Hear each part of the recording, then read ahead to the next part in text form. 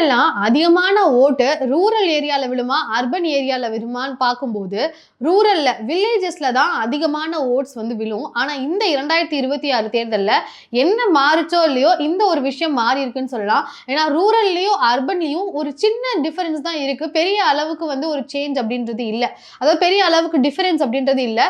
ஏன்னா அர்பன் ஏரியாஸ்லயும் அதிகமான ஓட்ஸ் வந்து இந்த முறை போலா இருக்கு. ஒரு எக்ஸாம்பிளுக்கு சொல்லணும்னு பார்த்தீங்கன்னா சேப்பாக் ட்ரிப்ளிகேன் அப்படின்றது ஒரு அர்பனான ஏரியா, அதிகமான ஒரு டெவலப்மெண்ட்ஸ் வந்திருக்கக்கூடிய ஒரு அர்பன் ஏரியா.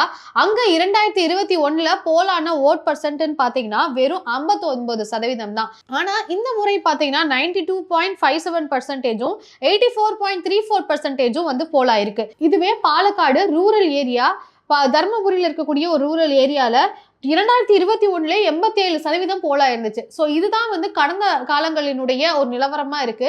2021 எப்பவுமே வந்து கடந்த முறையெல்லாம் ரூரல் ஏரியாஸ்ல அதிகமான ஒரு ஓட் பர்சன்ட் இருந்துச்சு. ஆனா இப்போன்னு பாத்தீங்கன்னா அது வந்து அப்படியே மாறி இருக்குன்னு சொல்லலாம். ஏன்னா சேப்பாக் ட்ரிப்ளிகேன் மாதிரியான அர்பனான ஏரியாஸ்லாம் அதிகமான ஓட் பர்சன்ட்டை வாக்குப்பதிவை பார்க்க முடியுது. சென்னையில மட்டுமே 35 சீட்ஸ் 50 தொகுதிகளில் 50 அர்பன் தொகுதிகளில் பாத்தீங்கன்னா 800 இருந்து 48,000 வரைக்கும் ஓட்டு எண்ணிக்கை வந்து இன்க்ரீஸ் ஆயிருக்கு 2021 கம்பேர் பண்ணும்போது.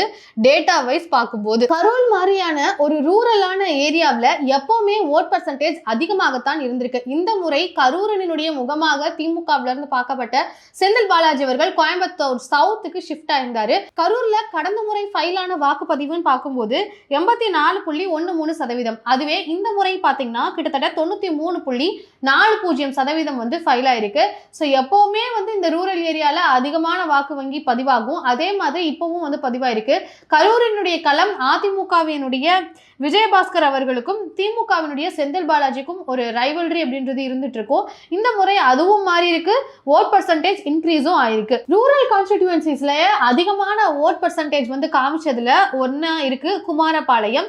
அதிமுகவினுடைய ஃபார்மர் மினிஸ்டர் தங்கமணி அவர்களுடைய தொகுதி. அவருடைய அதிகமான வாக்குப்பதிவு அப்படின்னு பாத்தீங்கன்னா அந்த தொகுதியினுடைய வாக்குப்பதிவு 93% மாறி இருக்கு. அதே சமயம் அர்பன்லயே கம்மியான வாக்குப்பதிவு வச்சிருக்கக்கூடிய ஒரு இடமாக இருக்கிறதுன்னு பாத்தீங்கன்னா கன்னியாகுமரி தான்.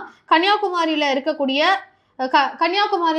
நாகர்கோவில் இங்க 74.73% தான் வாக்குப்பதிவானது நடந்திருக்கு. இருக்கிறதுலேயே ரூரல்லேயே கம்மியான வாக்குப்பதிவு அப்படின்றது நாகர்கோவில் தான். ஸோ இந்த ரைஸ் அப்படின்னு பார்க்கும்போது அதிகரிச்சிருக்கிறதுன்னு பார்க்கும்போது 2 இடங்கள்லையுமே அர்பன்லையும் சரி ரூரல்லையும் சரி அதிகரிச்சிருக்கு. அதுக்கு முக்கிய காரணமாக நிறைய பேர் சொல்றது டிவிகேவினுடைய ஃபேக்டர். ஆனால் செஃபாலஜிஸ்ட் அருண்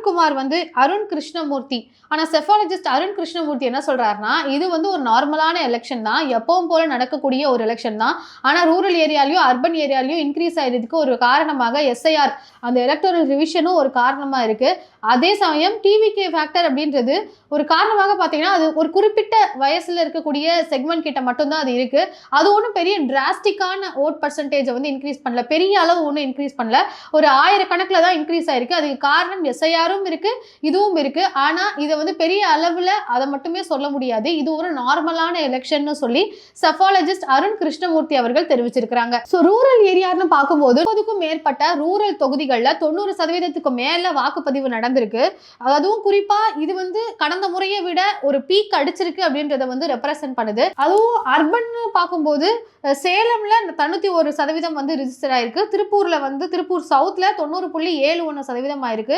இதெல்லாம் ரூரலும் வந்து ஒரு நோட்டபிளா ஒரு கெயினை பார்த்திருக்கு. அர்பன்லயும் வந்து முன்னாடியை விட அதிகமான ஒரு கெயின் அப்படின்றது இருக்கு. ஸோ செஃபாலஜிஸ்ட் வெங்கட்ரமணி என்ன சொல்றாங்கன்னா சில பகுதிகளில் பார்த்தீங்கன்னா அதிமுக திமுகவினுடைய முக்கிய முகங்கள் தொகுதிகளை மாத்திருக்கிறாங்க. மாத்தினது மட்டும் இல்லாம அங்க வந்து நிறைய விஷயங்கள்ல இன்வெஸ்ட் பண்ணி செலவு பண்ணியிருக்கிறாங்க.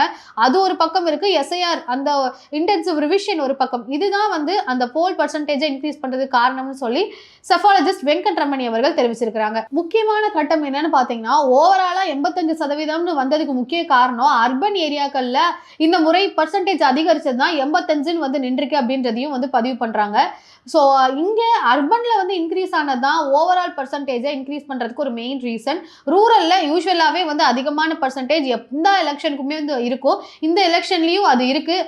அதே சமயம் அர்பன்லேயும் வந்திருக்கு அப்படின்றது தான் இந்த தேர்தலில் ஒரு இம்பார்ட்டண்ட்டான ஃபேக்டராக இருக்குது. 2021 பார்த்தீங்கன்னா 73.5% வந்து பதிவாகுது. 2021 பாத்தீங்கன்னா போலான வாக்குகள் 73.5, திமுக மட்டுமே 37.7, அதிமுக 33.29. அதுவே 2016ல 74.2 போலானது. அதுல அதிமுக வெற்றி பெற்றது 40.77%, திமுக 31.64%. 2011ல 78% வந்து ஓட்ஸ் ஆனது போலா இருக்கு. அதுல அதிமுக வெற்றி பெற்றதுன்னு பாத்தீங்கன்னா 38.4%, திமுக வெற்றி பெற்றதுன்னு பாத்தீங்கன்னா 22.39%. சோ இப்படிதான் வந்து அந்த ஓட்ஸ் வந்து ஸ்பிளிட் ஆயிருக்கு. இந்த முறை எப்படி ஆகுது அப்படின்றத பொறுத்து இருந்து பார்க்கலாம். சோ இந்த முறை எப்படி ஸ்பிளிட் ஆகுது அப்படின்றத பொறுத்து இருந்து பார்ப்போம்.